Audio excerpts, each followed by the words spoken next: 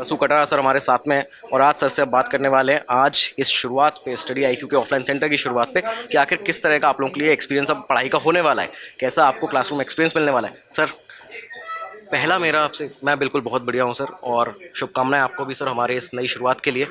Sir मेरा सवाल आपसे ये है पहला कि अब क्योंकि P2I बैचेज़ में हमने कड़ी मेहनत की, आप लोगों ने बहुत ज़्यादा मेहनत की, स्टूडेंट्स के साथ में कंधे से कंधा मिलाकर आप लोगों ने मेहनत की और हमने एक बड़े से बड़े रिजल्ट दिए हैं। बहुत सारे परिणाम जो है हमारे वो बेहद अच्छे आए हैं इस बार। लेकिन अब ऑफलाइन में ये जो अनुभव है वो स्टूडेंट्स के लिए कैसा होने वाला है, क्या उन्हें एक नया एक्सपीरियंस मिलने वाला है? राइट। तो अब तक students P2I batches, prelims to interview P2I की फुल फॉर्म है, उस बैच में एनरोल करते थे, हमारे साथ ऑनलाइन क्लास में आते थे, अपने मोबाइल डिवाइसेस पे, अपने लैपटॉप पे देख पाते थे। उनके एक्सपीरियंस को और एनरिच करने के लिए और उनकी जो एक पढ़ाई के टाइम पे ना आपको टीचर के साथ वन ऑन वन डिस्कशन करना होता है, डाउट्स पूछ सकते हो आप अपने, तो वो एक्सपीरियंस मिल जाएगा स्टडी आईक्यू के ऑफलाइन सेंटर में, जो कि दिल्ली करोल बाग में ओपन हो रहा है। और सबसे खास बात यह है कि यूपीएससी प्रिपरेशन में गाइडेंस एक बहुत इंपॉर्टेंट रोल प्ले करता है, गाइडेंस और मेंटरशिप। वो गाइडेंस और मेंटरशिप आपको ऑफलाइन में थोड़ा और बेहतर तरीके से मिल सकता है। ऐसा नहीं है कि आप ऑनलाइन करेंगे तो आपको गाइडेंस नहीं मिलेगी, वो है, बट जब आप टीचर के पास होते हैं, प्रॉक्सिमिटी में होते हैं और अपने सवाल पूछ पाते हैं, आप एंगेज कर पाते हैं खुद को, तो वो ज़्यादा इंटरेक्टिव बन जाता है। इसी वजह से स्टडी आईक्यू ने डिसाइड किया ऑफलाइन सेंटर स्टूडेंट्स के लिए ओपन करने का, and this is one of the many. Karol Bagh में स्टार्ट हुआ है, इसके बाद हम we are going to go all over India, ताकि स्टूडेंट्स को अपनी तैयारी करने के लिए ज़्यादा दूर भी ना जाना पड़े।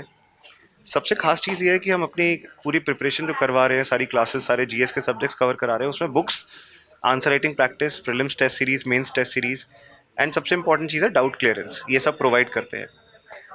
आपको बाकी जगह पे जब आप एडमिशन लेते हैं तो या तो सिर्फ जीएस फाउंडेशन बैच मिल गया, क्लासेस हो रही है, टेस्ट हो रहे हैं, पर सब चीज़ें एक साथ नहीं मिल पाती। आंसर राइटिंग पे वो जो प्रैक्टिस, वो जो आंसर इवैल्यूएशन करना होता है ना, कि आपने सही लिखा है, गलत लिखा है, क्योंकि सबको अपना आंसर अच्छा ही लगता है। करेक्ट। आप कुछ लिखेंगे, आपको लगेगा इसमें क्या गलती है, पर गलतियाँ होती हैं या उसको और बेटर किया जा सकता है। वो डायमेंशन एक टीचर या जो खुद एक्सपर्टीज़ होल्ड करते हैं इस एरिया में, वही प्रोवाइड कर सकते हैं। तो हमारा इस एंडेवर, इस पूरे प्रयास का यही आउटकम निकलेगा कि स्टडी आईक्यू के जो सिलेक्शंस का नंबर था वो और बढ़ेगा। स्टूडेंट्स जो हमारे साथ विश्वास करते हैं, फेथ करते हैं और हमारे साथ क्लासेस करते हैं, उनके सपने पूरे करने में स्टडी आईक्यू सार्थक रहेगा।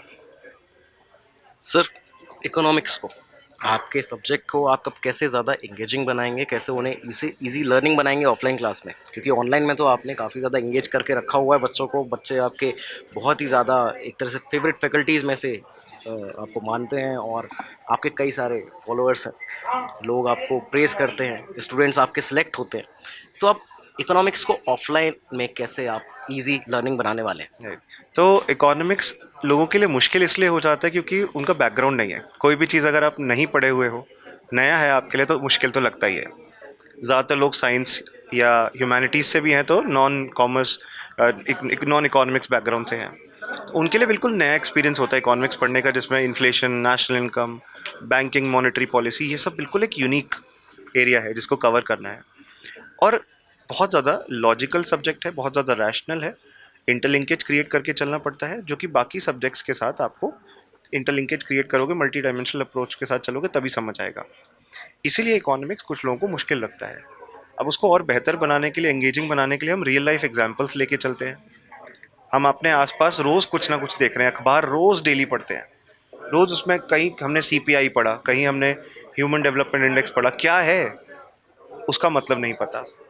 उसको डिकोड करने के लिए बेस होना चाहिए और बेस क्लासेस के माध्यम से बनता है। तो क्लासेस के अंदर हम रियल लाइफ एग्जांपल्स, एनालॉजी, कई सारी ऐसी चीज़ों की मदद से आपको अलग अलग टॉपिक कॉन्सेप्ट समझाएंगे, and will make it easy for you. बिल्कुल सर, बहुत ज़्यादा उम्मीदें हैं बच्चों को भी आपसे और आप उनकी उम्मीदों पर खरे भी हमेशा उतरते हैं, उन्हें रिजल्ट्स देते हैं और वो यूपीएससी की इस तैयारी में, इस जर्नी में सफल भी होते हैं। तो बहुत बहुत धन्यवाद सर हमारे साथ जुड़ने के लिए और आपको बहुत बहुत शुभकामनाएं इस नई शुरुआत के लिए। And I pray to God कि जो भी बच्चा हमारे साथ जुड़े उसके लिए पॉजिटिव आउटकम निकले, बहुत मेहनत करें और सक्सेस हमारे हाथ में हो। Thank you sir. Thank you so much sir.